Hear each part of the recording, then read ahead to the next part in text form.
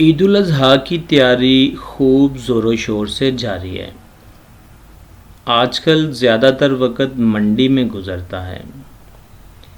اسی سلسلے میں آج آپ کے ساتھ جو چیز شیئر کرنے لگے ہیں وہ وقت کی ضرورت کے مطابق ہے۔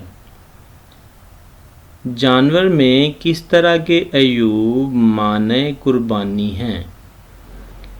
کون سے جانور ہیں جن کی قربانی جائز نہیں ہے؟ مندرجہ ذیل عیب دار جانوروں کی قربانی درست نہیں ہے۔ آگے ان جانوروں کے عیب آپ سے شیئر کرتے ہیں جن کی قربانی درست نہیں ہے۔ ایسا مجنون جانور جو جنون کی وجہ سے چارہ نہ کھاتا ہو، اس کی قربانی درست نہیں ہے۔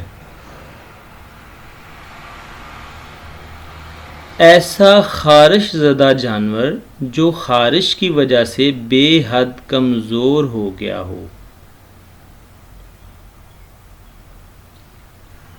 ایسا جانور جو دیکھ نہ سکتا ہو،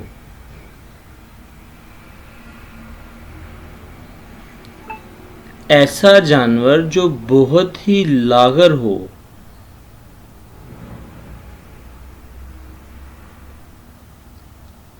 ایسا جانور جو قربان گاہ کی طرف خود چل کے نہ جا سکے،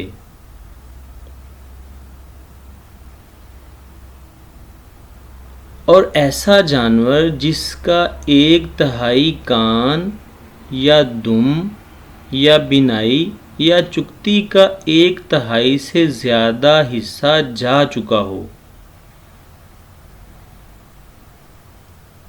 ایسا جانور جس کے کان پیدائشی طور پر ہی نہ ہوں، اور ایسا جانور جس کے تھنوں کا سرا کٹا ہوا ہو،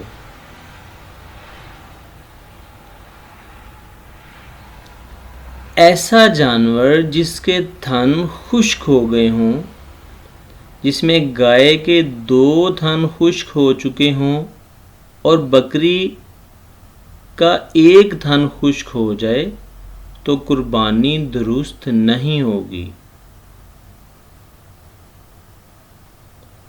ایسا جانور جس کی ناک کٹی ہوئی ہو، اور ایسا جانور جو خنسی ہو، جس کی جنس کا پتہ نہ ہو۔ یہ فتویٰ رد المختار سے شیئر کیا گیا، اس کا حوالہ ساتھ دے دیا گیا، اور یہ جتنی بھی عیوب بیان کی گئی ہیں یہ تمام جانوروں پر لاگو ہوتی ہیں۔ بکری، گائے، اونٹ یا کوئی بھی جانور ہو، یہ ان پر لاگو ہوتی ہیں۔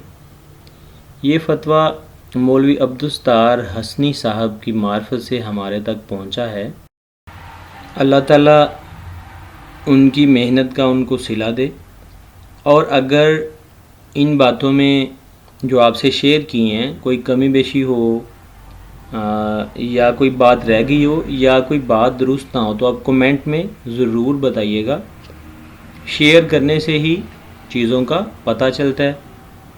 اوکے جی، تھینکس فار واچنگ۔ اللہ حافظ۔